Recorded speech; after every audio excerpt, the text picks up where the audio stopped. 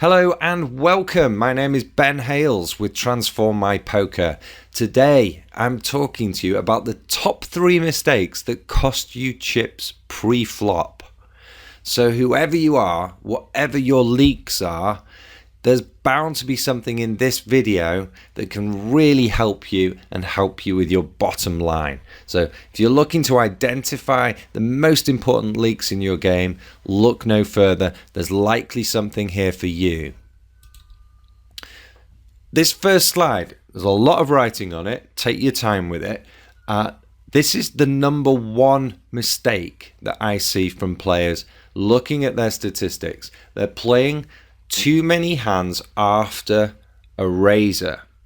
So what I'm not saying is, oh, you're playing too many hands. What I'm saying is that after somebody else raises into the pot, you're playing too many hands. And if that's the case, you're going to be bleeding money. Okay, so the aim here is to say, okay, look, I'm allowed to open raise with loose ranges. Yeah, that's fine. I'm okay to do that. But what I'm not going to do is continue against a raiser, whether I'm 3-betting or whether I'm calling. I'm going to continue with a normal range or even a tight range, because I need to be able to play these hands profitably. It's no use choosing hands that you can't play profitably. Now, the same thing is true against 3-betters and 4-betters, but it's even more costly to start continuing with loose ranges. Okay, so make sure if you are 3-bet, you think carefully about what you're continuing with, and if you are 4-bet, you think very, very carefully about what you are continuing with, because it's these big hands that can end up costing you a lot of money. So, as a side note, let's think about when we are able to continue with lots of hands after a raiser. So it's okay if you're playing off the cutoff and the button and you know what you're doing, you feel comfortable playing in position with wider ranges against a raiser, then this is much more acceptable.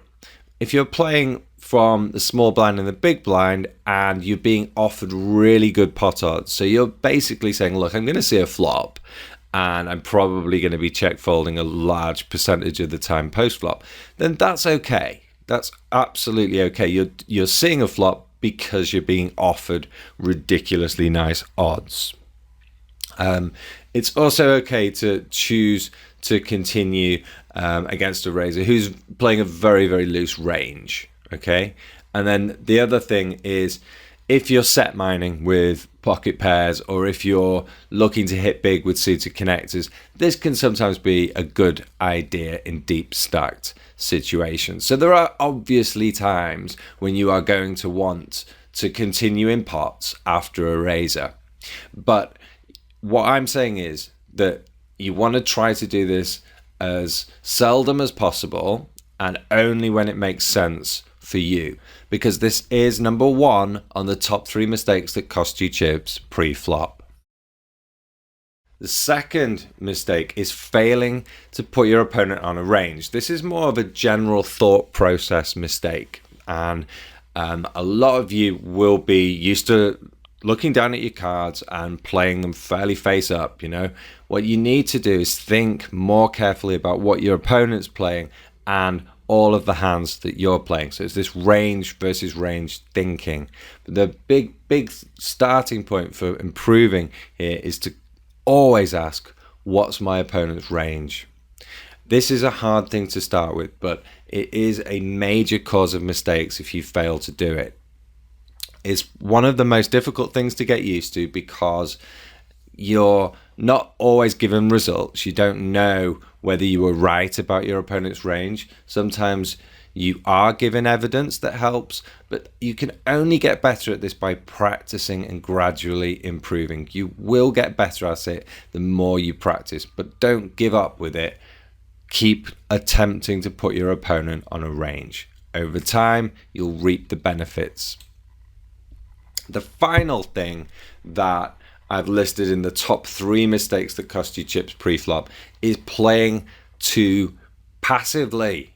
So calling raises too much, calling 3 bets and 4 bets too much.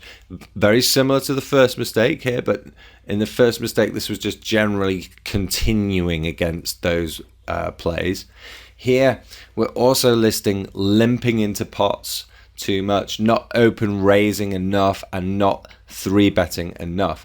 These are symptoms of passive poker. If you know you're doing too much of any of these, then you have got something to fix, which is a great thing. It's an opportunity to improve your game, and that's what we're all about at Transform My Poker. So if you think you're doing too much calling, too much limping, not enough raising, not enough 3 betting, there you go. Something to go away and work on in your game. If you enjoyed this video and you'd like to get involved in the comment section below the video, we'd love to hear your thoughts or questions. You can also click the link below to come and visit us at our website, where you can sign up and get your hands on a free training resource to help improve your game today. Just go ahead and click the link. Finally, if you'd like to see more free poker content, make sure you subscribe to the channel and turn on notifications. That way you'll be first to know when we publish fresh content. My name's Ben Hales with Transform My Poker. Thanks for listening.